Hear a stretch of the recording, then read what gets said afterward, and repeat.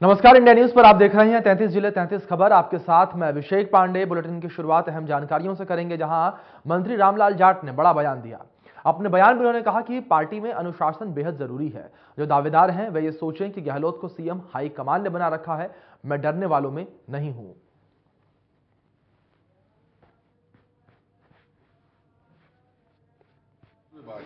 मैंने कोई व्यक्तिगत आरोप नहीं लगाया किसी भी आदमी, लेकिन कुछ लोगों को दर्द हुआ। मेवाड़ी में कहावत है कि भैंस ब्याती है और पाडे की कमर फटती है। कुछ लोगों की कमर फटी इसलिए वो बोले, बाकी ऐसा नहीं। ये अनुशासन का मैटर। हमारे एआईसीसी से आदेश जारी हो गए, रंधावाजी बोल गए, सारी चीजें आगे। कल राहुल गांधी जी खुद मौजूद थे। तो अनुशासन के अंदर पार्टी में रहकर काम करें तो उसकी अहमियत होती है जीतने में। अब हम चुनाव में जा रहे हैं तो हमारा मकसद ये है कि चुनाव में जाएंगे। मैं तो कोई मुख्यमंत्री का दावेदार हूं नहीं। मुख्यमंत्री के जो दावेदार जो हैं तो उनको ये सोचे, जब अशोक गहलोत जी को बना रखा है, आलाकमान ने बना रखा है, उन्होंने कह दिया, तो जब वो एक हाथ दीवार बनाते हैं पानी को रोकने के लिए, कोई आदमी गलत स्टेटमेंट देके दो हाथ गिरा देता तो उसका मतलब क्या होता। जब कांग्रेस का आम कार्यकर्ता को सोचने की बात है कि ऐसे लोगों का साथ नहीं दें ताकि कांग्रेस जीत के आए। उस जीतेगी, हम सब आगे बढ़ पाएंगे। आज इतना शानदार हमारा बजट है। राहुल गांधी जी की जो शानदार महंगाई, भ्रष्टाचार और सामाजिक समरसता पे यात्रा निकली है, शानदार समर्थन मिला हम लोगों को, उसको हम आगे बढ़ाएं। वो काम करेंगे तो हम चुनाव जीत पाएंगे। सचिन पायलट के अनशन को लेकर कांग्रेस नेता संदीप चौधरी ने बयान दिया, जिसमें उन्होंने कहा है कि सचिन पायलट को धरने के बजाय कांग्रेस अध्यक्ष मल्लिकार्जुन खड़गे और प्रभारी सुखजिंदर सिंह रंधावा से बात करनी चाहिए थी। इसी के साथ आगे उन्होंने कहा कि राहुल गांधी को केंद्र की भाजपा सरकार के भ्रष्टाचार के खिलाफ मुहिम को ताकत मिलती। तो वहीं संदीप चौधरी ने यह भी कहा कि पायलट का धरना कांग्रेस के विरोधियों की शह पर है।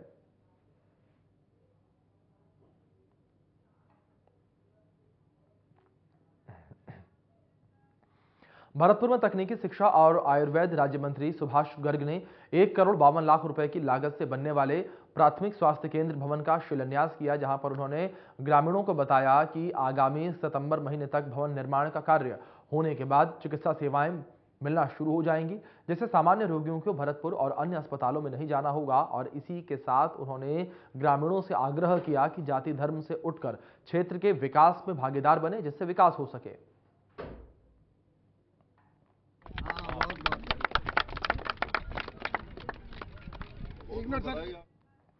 पूर्व उप मुख्यमंत्री सचिन पायलट के अनशन पर पूर्व सरकारी उप मुख्य सचेतक मदन राठौर ने टिप्पणी की, जिसके बाद राजनीतिक गलियारों में हलचल तेज हो चली है। बयान देते हुए राठौर ने कहा है कि बहुत देर कर दी हुजूर आते आते। इसी के साथ उन्होंने आगे कहा है कि पूर्व की भाजपा सरकार में वसुंधरा राजे ने राजस्थान को बीमारू राज्यों की श्रेणी से बाहर निकालकर राज्य की आर्थिक स्थिति को ध्यान में रखते हुए ऐतिहासिक विकास काम करवाए हैं। आगे उन्होंने कहा कि सचिन पायलट ने 5 घंटे के अनशन का नाटक रचा है, जिससे वह अपनी राजनीति चमका सकें। सचिन पायलट जो धरना दे रहे हैं ये राजनीतिक स्टंट है। इनको पता है कि कोई वसुंधरा जी के खिलाफ में किसी प्रकार का आरोप प्रत्यारोप था ही नहीं, लेकिन जो कुछ भी था तो यदि भी उस समय 4 साल 3 महीने गुजार दिए आपने, उस समय तो शांति से बैठे रहे। और अब एकाएक आपको सरकार आपकी जा रही है और जाते जाते और आपको और ये याद आया और राजनीति चमकाने के लिए 5 घंटे का धरना देने का काम आप कर रहे हो। ये स्टंट है, कुछ भी नहीं है केवल। और वैसे ये इससे ये साबित जरूर हुआ कि कांग्रेस में अंतर्कलह भयंकर है, जोरदार अंतर्कलह है। राजसमंद में बीजेपी कार्यकर्ता और प्रदेश अध्यक्ष सीपी जोशी के नेतृत्व में कार्यकर्ता हाथों में तख्तियां लेकर कलेक्ट्रेट का घेराव करने निकले। इस दौरान पुलिसकर्मियों ने कार्यकर्ताओं को कलेक्ट्रेट के बाहर ही बैरिकेडिंग करके रोक दिया, साथ ही लाठीचार्ज भी किया। इतना ही नहीं, जब बीजेपी कार्यकर्ताओं ने कलेक्ट्रेट में घुसने की कोशिश की तो वाटर कैनन का इस्तेमाल किया गया। और प्रदर्शन में आई महिलाओं ने कहा कि राज्य सरकार बर्बरता पर उतर आई है और महिला कर्मचारियों पर कार्यकर्ताओं पर पुलिस ने लाठियां बरसाई हैं। मामले पर भाजपा नेताओं ने कहा है कि सत्ता में आते ही जनता का सरकार को लेकर जबरदस्त आक्रोश है। प्रदेश में डर, जंगलराज और भ्रष्टाचार की घटनाएं आम बात हो चुकी है। सरकार से किसानों के साथ वादा खिलाफी की, कर्ज माफी नहीं किया और 4 वर्ष तक गिरदावरी फसल खराब होने के बावजूद भी नहीं करी। युवाओं के साथ वादा खिलाफी, ना बेरोजगारी भत्ता मिला और रीट के पेपर लीक होने के कारण उनके भविष्य के साथ धोखा किया। बजरी माफिया से लेकर आज डॉक्टर्स नहीं है हॉस्पिटल में, टीचर नहीं है स्कूल में, इन सारी समस्याओं को लेकर पुजारी की हत्या हुई, इन सारी समस्याओं को लेकर भारतीय जनता पार्टी ने आज ज्ञापन देने का आज काम किया। लेकिन दुर्भाग्य है कि प्रशासन ने आतंकियों जैसा व्यवहार भारतीय जनता पार्टी और जनता के राजसमंद की जनता के साथ किया है। वाटर कैनन चलाई है, लाठीचार्ज किया है। दुर्भाग्य कि भारतीय जनता पार्टी के और राजसमंद की जनता के साथ कि इस प्रकार का व्यवहार निंदनीय है। आखिर ऐसा जिस तरह से इन लोगों ने पूरा प्रशासन एक कर दिया, जैसे कि आतंकवादी घुस रहे हैं। ये राजसमंद की जनता है जो न्याय मांगने आई है प्रशासन के पास, कलेक्टर के पास, उनको अंदर नहीं घुसने दे रहे। हम शांतिपूर्वक आ रहे थे और उनको ज्ञापन दे के वापस जा रहे थे, लेकिन आपने देखा ये क्या प्रबंधन किया हुआ है। ऐसा प्रबंधन यहाँ किसी जो कुछ ऐसी घटना करते हैं उसके लिए करते हैं कि आप देखिए इनको कितनी बुरी तरह से चोट आई है। पुलिसकर्मी ने मारा है, महिला पुलिसकर्मी भी नहीं है वहाँ पर, वो भी पुलिसकर्मी ने मारा है, जेंट्स पुलिसकर्मी ने मारा है। इनको हमारे को लठ से मारा है, लेडीज पुलिसकर्मी ने मारा, जेंट्स पुलिसकर्मी ने मारा है। लेडीज है ही नहीं इनके पास, काम करेंगे एक दिन इनके पास। महिलाओं पे अब क्या पुलिस भी अब लाठीचार्ज करेगी, लाठियां मारेगी? वैसे महिलाओं पे इतना अत्याचार हो रहा है राजस्थान में। 1000 महिलाएं उपस्थित थी जनसभा में। क्यों नहीं यहाँ के कलेक्टर को, क्यों नहीं यहाँ के एसपी को ये ध्यान में आया कि जो महिलाएं भी ज्ञापन देने आएगी। राजस्थान में बलात्कार की संख्या प्रतिदिन बढ़ती जा रही है और नंबर 1 पे हो गया अत्याचार में। जब तो महिलाएं ज्ञापन देने नहीं आएगी। एक भी पुलिस महिला कर्मी इनके पास नहीं था। जान और पुरुष पुलिस कर्मियों ने हमारे ऊपर लाठीचार्ज किया है। क्यों ना? ये देखो ये पूरा सीधा पड़ा है। क्यों लगी क्या? ये लाठी लगी है, देखिए आप, ये देखिए ये पूरा सूज के पड़ा है हमारा। देखिए आप, देखिए इसको। क्यों नहीं विरोध करेगी महिलाएं? हम शांति से ज्ञापन देने का, हम लाठियां लेकर आए क्या? तो पुरुष कर रहे हमारे ऊपर। मैं भी एक वकील हूँ, कोई पुरुष किसी महिला को हाथ नहीं लगा सकता है। ये कानून अपराध है। यहाँ के एसपी को जवाब देना पड़ेगा, यहाँ के कलेक्टर को जवाब देना पड़ेगा इस चीज के लिए। मेरा नाम रघु शर्मा है। मैं भारतीय जनता पार्टी चित्तौड़गढ़ में जिला उपाध्यक्ष हूँ। आज हमारे संभाग की यहाँ बैठक भी थी और राजसमंद जिले का घेराव भी था। हम सब लोग प्रदेशाध्यक्ष सीपी जोशी साहब के नेतृत्व में यहाँ कलेक्ट्रेट पे आए और यहाँ पर बैरिकेडिंग लगी हुई थी। प्रशासन किसी से मिलना नहीं चाहता था शायद, या उनको लगता था कि 2-3 लोगों से मिलकर हम खाना पूर्ति कर लेंगे। पर कार्यकर्ताओं में इतना ये था कि हम सब मिलकर उस सरकार के प्रतिनिधि से बात करेंगे कि अत्याचारों के खिलाफ कुछ करे। बीजेपी प्रदेश अध्यक्ष बनने के बाद सीपी जोशी पहली बार मेवाड़ पहुंचे। यहां पर डबोक एयरपोर्ट पर मीडिया से बातचीत करते हुए सीपी जोशी ने राज्य सरकार पर जमकर हमला बोला। सचिन पायलट को लेकर पूछे गए सवाल पर जोशी ने नए सियासी संकेत दिए। जोशी ने कहा है कि राजस्थान में 4.5 सालों में सरकार ने किसानों और युवाओं को धोखा देने का काम किया और न ही जनता के वादे पूरे किए। बेरोजगारी के कारण युवा अपने आप को ठगा हुआ महसूस कर रहे हैं। सचिन पायलट के भाजपा में आने के रास्ते खुले होने के सवाल पर उन्होंने कहा है कि समय आने पर वह भी आपको पता चल जाएगा। उन्होंने कहा कि राज्य सरकार के खिलाफ प्रदेश भर में विरोध प्रदर्शन का दौर जारी है। बीजेपी जनता की आवाज उठाते हुए सरकार के खिलाफ विरोध प्रदर्शन कर रही है, तो वहीं प्रदेश की कानून व्यवस्था पर कहा कि इस सरकार में अपराध का ग्राफ तेजी से बढ़ा है। और उन्होंने कहा, और क्या कुछ कहा है वो सुनवाते हैं आपको।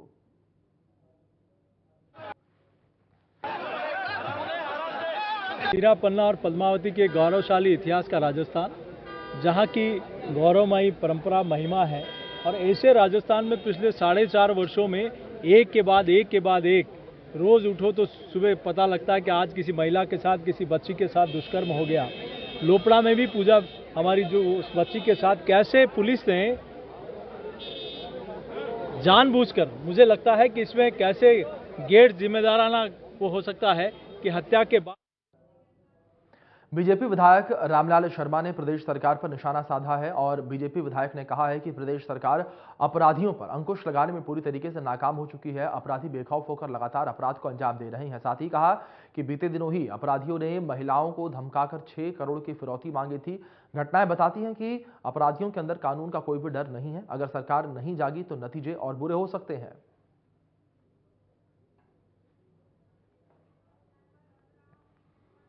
सवाईमाधोपुर के गंगापुर सिटी में आजाद पार्टी भीम आर्मी भारत एकता मिशन के तत्वाधान में सामाजिक न्याय सम्मेलन आयोजित हुआ, जिसमें बड़ी संख्या में दलित, पिछड़ा, अति पिछड़ा और अल्पसंख्यक समुदाय के लोग शामिल हुए। सम्मेलन को संबोधित करते हुए चंद्रशेखर आजाद ने केंद्र और राज्य सरकार पर जमकर हमला बोला और दलित, पिछड़ा, अति पिछड़ा और अल्पसंख्यक वर्ग को एकजुट होकर अपनी आवाज उठाने का आह्वान किया। इसी को लेकर चंद्रशेखर आजाद ने कहा है कि आगामी चुनावों में राजस्थान में उनकी पार्टी दलितों, पिछड़ों और अल्पसंख्यक समुदाय की आवाज बनेगी। इस दौरान पुलिस की सुरक्षा व्यवस्था चाक चौबंद रही। किसी का पैसा, किसी का राशन ये तीसरा सामाजिक न्याय सम्मेलन है। हमने हमारी पार्टी और संगठन ने तय किया था कि हम 7 संभागों में सम्मेलन करेंगे और उसके बाद जो चुनावी सकनाद होगा वो होगा जयपुर से। फिर उसके बाद जो 7वां सम्मेलन हमारा रहेगा जयपुर संभाग वाला, उसी को हम लोग जो हैं वो फिर हम महासम्मेलन करेंगे। और ये इसलिए क्योंकि यहाँ जितनी भी सरकारें बनी उनमें जिस तरह से हमारे लोग ठगे गए, अब हमारे लोगों का इन पर भरोसा नहीं है। जो न्याय जन्मसिद्ध अधिकार है वो भी मांगे से नहीं मिल रहा है, उसके लिए भी आंदोलन करने पड़ते हैं। नौजवान बच्चों का भविष्य जो है, चाहे वो केंद्र की सरकार हो यहाँ की, सबने लूट लिया है। पढ़े लिखे नौजवान बेरोजगार घूम रहे हैं और जो भर्ती आती है उनमें पेपर लीक हो जाते हैं। 4.5 साल तक सरकार ने कुछ नहीं किया, अब 6 महीने में कहते हैं कि हम बहुत कुछ कर देंगे। अब जनता का और स्पेशली हमारे लोगों का, दलित, पिछड़े, आदिवासी और जो अल्पसंख्यक समाज के लोग, उनका भरोसा इन सरकार से उठ गया। अब जब तक उन पर किराए का मकान था तब तक उनकी मजबूरी थी न देना। अब उनका अपना घर आज़ाद समाज पार्टी यहाँ मजबूती से काम कर रहा है और वो जानते हैं कि जब भी अन्याय होता है तो यही संगठन, यही पार्टी है जो इस अन्याय के खिलाफ लड़ती है। जब सब चुप बैठ जाते हैं तो वो आपने देखा कितने बड़े पैमाने पे यहाँ आए और अभी भी पूरी फोर्स लगी उनको रोकने के लिए कि वो किस तरह से इस कंपाउंड में ना आ जाए। उनका प्यार और उनका विश्वास आज़ाद समाज पार्टी को ताकत दे रहा है। दिन प्रतिदिन आज़ाद समाज पार्टी मजबूत हो रही है। हमारा प्रयास है आदिवासी, दलित, पिछड़े, अति पिछड़े और जो अल्पसंख्यक समाज है उनको इकट्ठा करके उनको। स्वास्थ्य शिक्षा सचिव टी रविकांत और चिकित्सा और स्वास्थ्य सचिव डॉक्टर पृथ्वी ने वीडियो कॉन्फ्रेंसिंग की। इस दौरान उन्होंने हर जिले का फीडबैक लिया। बैठक में राज्य के सभी मेडिकल कॉलेजों के प्रधानाचार्य, चिकित्सालयों के अधीक्षकों और प्रमुख चिकित्सा अधिकारियों और मुख्य चिकित्सा स्वास्थ्य अधिकारी मौजूद रहे। कोविड संक्रमण नियंत्रण के लिए सैंपलिंग बढ़ाने और नियंत्रण कक्ष सक्रिय रखने के लिए भी सभी को निर्देश दिए गए।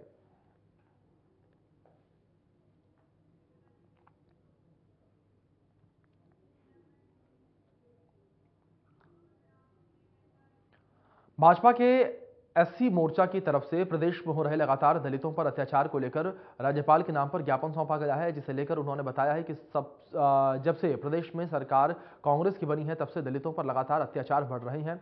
अपराधियों में भय का नाम नहीं है। सरकार में ऐसे अपराध हो रहे हैं जिनके बारे में सोचकर भी डर लगता है। इसी को लेकर भाजपा के कार्यकर्ता जिला कलेक्ट्रेट पर इकट्ठा हुए और उसके बाद अतिरिक्त जिला कलेक्टर को ज्ञापन सौंपा। भारतीय जनता पार्टी प्रदेश नेतृत्व, जिला नेतृत्व के निर्देशानुसार बाड़मेर में इस कांग्रेस की गहलोत सरकार इस निकम्मे कार्यकाल में बाड़मेर के बालोतरा में एक शाहकुर खान नाम के एक व्यक्ति विशेष ने एक दलित महिला युवती के साथ में बलात्कार किया, फिर उसे थिनर डाल करके जला दिया गया। यही नहीं, पराकाष्ठा की बात अगर देखें तो कम से कम 5 दिन में 5 ऐसे काम निंदनीय कार्य किए गए इस गहलोत सरकार में। धौलपुर की अगर हम घटना को देखें तो धौलपुर में एक दलित युवती के साथ में बलात्कार, दलित महिला के साथ में बलात्कार, उसके बच्चों की और उसके पति के सामने उसको बंधक बना करके उसके साथ में बलात्कार किया गया है। उसको मारा है, प्रताड़ित किया है। उसके बाद में अगर हम पाली तहसील की भी घटना को याद करें तो वहाँ भी ऐसा ही एक कृत्य सामने देखने आया है। चूरू जिले में 11 वर्षीय बालक को होली के दिन क्रिकेट के बल्ले से पीट करके मार डाला गया है। ऐसी कृत्य किए जा रहे हैं, ऐसे दलित उत्पीड़न, महिलाओं के साथ उत्पीड़न किया जा रहा है। और जो एक रेटिंग आई है जिसमें राजस्थान प्रदेश में महिला उत्पीड़न में और दलित उत्पीड़न में नंबर 1 आया है, उसी के खिलाफ आज पूरे राजस्थान में प्रत्येक 38 जिले में आज ये ज्ञापन दिए जा रहे हैं। बालोतरा में दलित महिला के साथ हुई घटना के विरोध में प्रदर्शन किया गया। इस दौरान झुंझुनू कलेक्ट्रेट पर प्रदर्शन की सरकार के खिलाफ प्रदर्शन किया गया, साथ ही नारेबाजी की गई। इसी को लेकर भाजपा महिला मोर्चा की जिलाध्यक्ष सरोज शिवराण ने कहा कि जब से प्रदेश में कांग्रेस की सरकार बनी है तब से दलितों पर अत्याचार में बढ़ोतरी हुई है। मोर्चा ने पूरे राजस्थान में जिले भर में विरोध प्रदर्शन करके कलेक्टर साहब को ज्ञापन दिया है कि कांग्रेस राज में आए दिन महिलाओं पर अत्याचार है। हाल ही में बाड़मेर के बालोतरा में एक विवाहित महिला के साथ रेप करके उसमें थिनर डाल करके जला दिया गया उसको, और हॉस्पिटल में उसकी सांसें अटक रही थी। पुलिस वालों ने होश आया तो बयान भी लिया उसका, लेकिन इस इलाज के कारण वो महिला की उसकी मौत हुई है। तो कहाँ इस गहलोत सरकार ने पता नहीं आंखों में पट्टी बांध रखी है। आखिर कब चेतेगी ये गहलोत की गूंगी बहरी तोतली सरकार। आए दिन दलितों पर, महिलाओं पर अत्याचार होते हैं, लेकिन इस सरकार की पट्टी जो है आंखों की वो नहीं खुलती है। राज्य सरकार ने कैलेंडर साल 2023 के घोषित अवकाश में आंशिक संशोधन किया है। इसी को लेकर राजस्थान गौ सेवा आयोग सदस्य मोती बाबा फूले ने बताया है कि राजस्थान सरकार के सामान्य प्रशासन विभाग ने 16 नवंबर 2022 को साल 2023 के घोषित अवकाश में आंशिक संशोधन किया है। इस संबंध में राज्यपाल की आज्ञा से विशिष्ट शासन सचिव के द्वारा 11 अप्रैल को महात्मा ज्योतिबा फूले जयंती पर सार्वजनिक अवकाश घोषित किया गया। राजस्थान सरकार के यशस्वी मुख्यमंत्री सम्माननीय अशोक गहलोत साहब ने महान समाज सुधारक महात्मा ज्योतिबा फूले की जयंती 196वीं जयंती पर ऐच्छिक राजस्थान में अवकाश घोषित किया है। ये महात्मा फूले को सच्ची श्रद्धांजलि है और राजस्थान सरकार के मुख्यमंत्री जी एवं पूरी सरकार बधाई की पात्र है कि इस तरह के महान समाज सुधारक के नाम राजस्थान में बोर्ड भी बनाया गया। राजस्थान में सावित्रीबाई फुले के नाम सभी जिलों में लाइब्रेरी बनी। हनुमानगढ़ में सरसों की सरकारी खरीद शुरू नहीं होने से नाराज किसानों ने ट्रैक्टर ट्रॉली लाकर सरसों की ढेरी लगा ली है। तो वहीं यह ढेर धान मंडी के कृषि उपज मंडी समिति कार्यालय के सामने लगी, जिसके बाद किसानों ने आरोप लगाते हुए कहा है कि जिले में सरसों की सरकारी खरीद शुरू नहीं होने से किसानों की कृषि जींस मंडियों में बर्बाद हो रही है। तो वहीं किसान नेता रामेश्वर वर्मा ने बताया है कि 1 अप्रैल से सरसों के समर्थन मूल्य पर सरकारी खरीद शुरू हो जानी थी, जबकि मंडी में 15 मार्च से पहले ही सरसों की आवक शुरू हो गई थी। तो वहीं किसानों का यह आरोप है कि सरकार सरसों की खरीद नहीं करना चाहती है।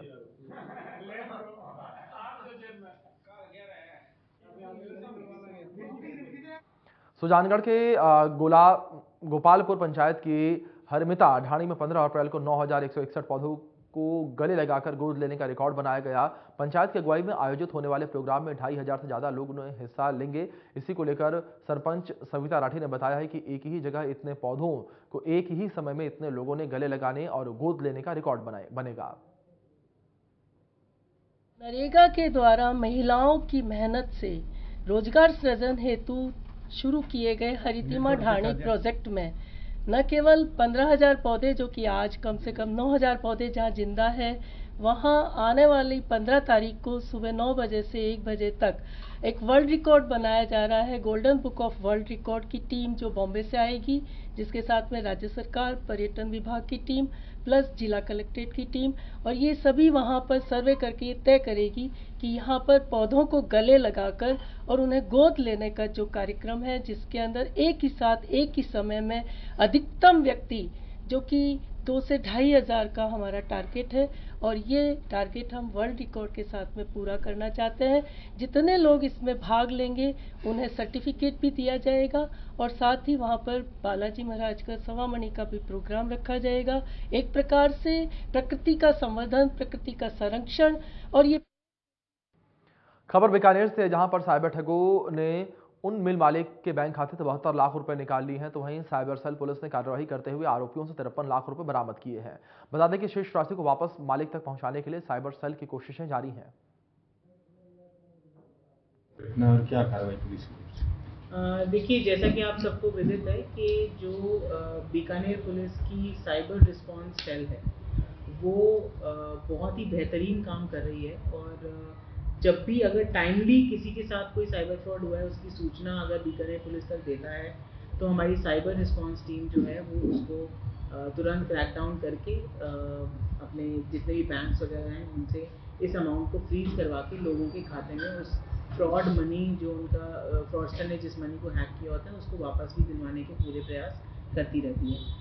कल शाम को हमारे पास एक रिपोर्ट साइबर थाने पे आई, जिसमें एक परिवादी, जो कि एक वुलन इंडस्ट्री के काफ़ी बड़े बिजनेसमैन हैं बीकानेर में, जिनका नाम सुरेश कुमार राठी है, उनके विभिन्न अलग अलग अकाउंट से लगभग 72 लाख रुपए के आसपास के ट्रांजैक्शंस मनी विड्रॉल के उनके पास SMS रिसीव हुए।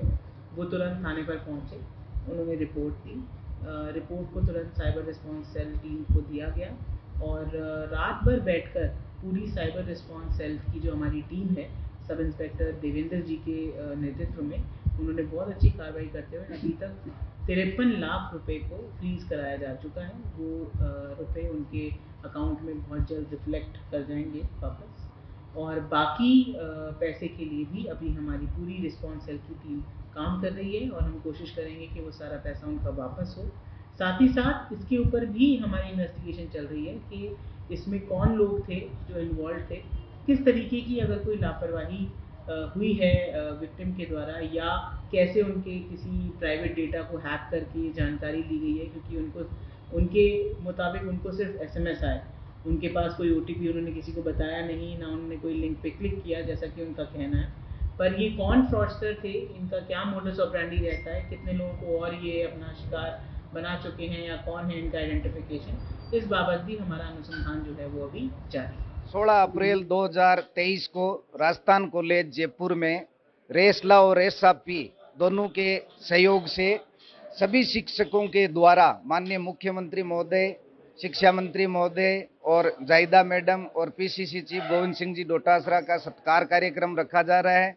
और उस सत्कार कार्यक्रम में ही सभी शिक्षकों से जुड़ी हुई महत्वपूर्ण मांगें भी उनके समक्ष हम प्रस्तुत करेंगे ताकि उनका अतिशीघ्र निस्तारण हो सके। कल यानी कि 11 अप्रैल को भाजपा प्रदेश अध्यक्ष CP जोशी, नेता प्रतिपक्ष राजेंद्र राठौर, सतीश पूनिया और केंद्रीय मंत्री अर्जुन मेघवाल चूरू दौरे पर रहेंगे और कांग्रेस सरकार की नाकामियों के विरोध में जन आक्रोश रैली निकालेंगे। और आपको बता दें कि नेता प्रतिपक्ष राजेंद्र राठौर और प्रदेश अध्यक्ष CP जोशी बनने के बाद पहली बार चूरू आएंगे और भाजपा प्रदेश अध्यक्ष जोशी, नेता प्रतिपक्ष राठौर हेलीकॉप्टर से 11 बजे ग्रांड शेखावटी पहुंचेंगे और फिर सन सिटी ग्राउंड में सभा को संबोधित करेंगे और फिर कांग्रेस के खिलाफ जन आक्रोश रैली निकालेंगे। तारीख को हमारे हृदय अजीत नेता राजेंद्र राठौर साहब पहली बार नेता प्रतिपक्ष बनने के बाद और उनके साथ हमारे प्रदेश अध्यक्ष आदरणीय CP जोशी जी चूरू पधार रहे हैं। यहाँ पर एक भव्य विशाल उनका स्वागत होगा और स्वागत के साथ साथ कांग्रेस की गलत नीतियों और उनके विरोध में हम एक बड़ा जन आक्रोश आंदोलन करने जा रहे हैं 11 तारीख को, और यहाँ पर लगभग 40,000 के लगभग हमारे कार्यकर्ता यहाँ पर आएंगे। चलिए, तमाम जानकारियों के साथ फिलहाल बुलेटिन में इतना ही। आप बने रहें इंडिया न्यूज के साथ।